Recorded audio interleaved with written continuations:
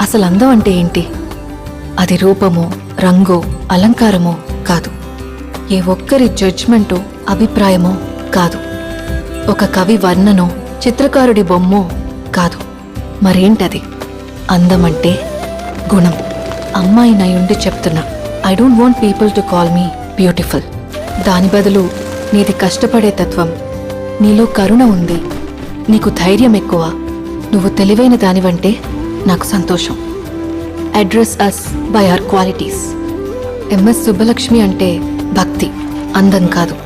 Mother Teresa అంటే కరుణ, అందం కాదు. ఐన్ ర్యాండ్ అంటే తత్వం, అందం కాదు. సరస్వతి అంటే విద్య, దుర్గా అంటే ధైర్యం, గౌరీ అంటే తపస్సు, లక్ష్మి అంటే శుభం.